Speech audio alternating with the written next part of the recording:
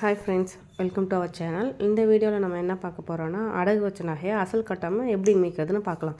நான் என்னோடய 4.5 சவரன் நகையை அப்படி தான் மீட்டேன். நான் என்ன பண்ணணுன்னு சொல்லிட்டு உங்களுக்கு எக்ஸ்பிளைன் பண்ணுறேன். நான் வந்து லாஸ்ட் மே மாதம் வந்து 12.5 லட்ச ரூபாய்க்கு வந்து என் நகையை அடகு வச்சுருந்தேன் இந்தியன் பேங்க்கில். என் ஹஸ்பண்ட் நேமில் தான் வச்சுருந்தோம். நாங்கள் அடகு வைக்கும் போது ஒரு கிராமுக்கு வந்து 4500 கொடுத்தாங்க. இப்போ கோல்டு ரேட் நல்லா இன்க்ரீஸ் ஆனதுனால இப்போ கிராமுக்கு எவ்வளோனா 7250 கொடுக்குறாங்க. நாங்கள் அப்போ அடகு வைக்கும் போது என்ன பண்ணிட்டோன்னா, அமௌண்ட்டு பிரித்து வச்சோம். ஒரு 4 கார்டு பிரித்து வச்சோம். ஒரு கார்டு வந்து 3,60,000, இன்னொன்று 2,55,000, இன்னொன்று 3,15,000, அந்த மாதிரி பிரித்து வச்சோம். ஏன்னா அப்போ தான் நம்ம நகையை மீட்கும் போது கொஞ்சம் ஈஸியாக இருக்கும். நம்ம மந்த்லி பைசா கட்டிட்டு வந்தாலும் ஏதாவது ஒரு ஜுவல் வந்து அமௌண்ட் குறையுன்றதுனால நாங்கள் அப்படி பிரித்து வச்சுருந்தோம். இப்போ கேவிபி பேங்க்லலாம் எப்படின்னா, நமக்கு கோல்டு ரேட் இன்க்ரீஸ் ஆனால் அவங்களே வந்து நம்மக்கிட்ட கொடுத்துருவாங்க. அந்த அமௌண்ட்டுக்கு தேவையான ஜுவல் மட்டும் வச்சுக்கிட்டு பேலன்ஸ் இருக்கிறது எங்களுக்குலாம் கொடுத்துருக்காங்க. நாங்கள் இன்ட்ரெஸ்ட் பே பண்ணும் போதெல்லாம் இவ்வளோ இது எங்களுக்கு போதும், இது எக்ஸ்ட்ரா இருக்குன்னு சொல்லி கொடுத்துருவாங்க. ஆனால் இந்தியன் பேங்க்கில் அந்த மாதிரி எங்களுக்கு கொடுத்ததே கிடையாது. ஸோ அதனால் நாங்கள் இப்போ என்ன டிசைன் பண்ணோன்னா, இப்போ கோல்டு ரேட் நல்லா ஏறி இருக்குல்ல, எங்களுக்கு கொடுக்கும்போது கிராமுக்கு கம்மியாக தானே கொடுத்தாங்க. 4500 தான் கொடுத்தாங்க. இப்போ வந்து 7250ன்றப்போ நல்லாவே ரேட் இன்க்ரீஸ் ஆகிருக்கு. அப்போது நம்ம ஏன் நகையை விட்டு வைக்கணும், நம்ம ஏதாவது அதுலேருந்து ஒரு ஜுவல்லை எடுத்துகிட்டு வந்துடலான்னு பிளான் பண்ணோம்.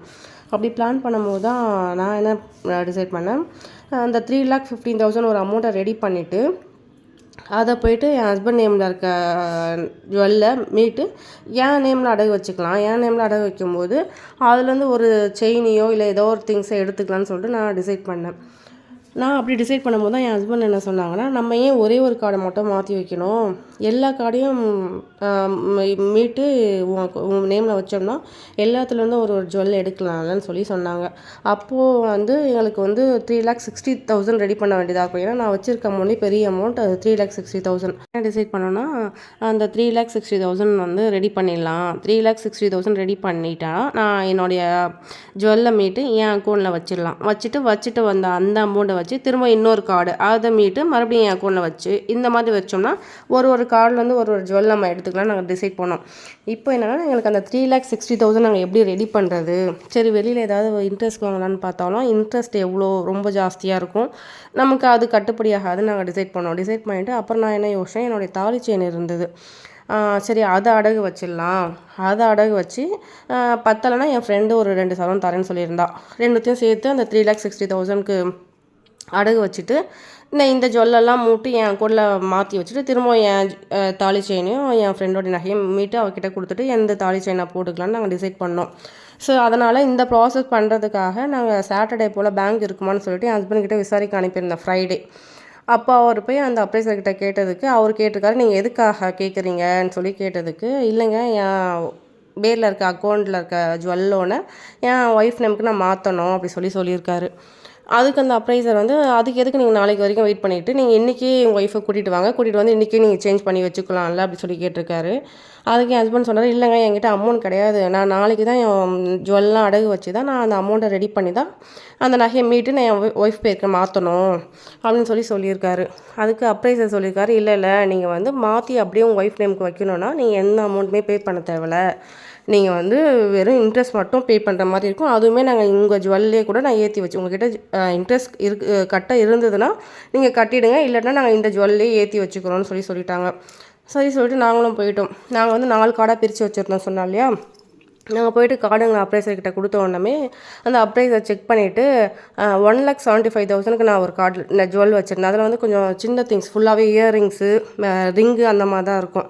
அவர் என்ன சொன்னார், பார்த்துட்டு இந்த 1,75,000 கார்டு நீங்கள் ஃபுல்லாகவே க்ளோஸ் பண்ணிக்கலாம், நீங்கள் அதில் இருக்க ஜுவல் அப்படியே எடுத்துக்கோங்க, மீதி இருக்க ஜுவல்லை வச்சு வந்து நான் 12 lakhsக்கு வந்து நான் மாற்றி வச்சிடுறேன் சொல்லிட்டாரு.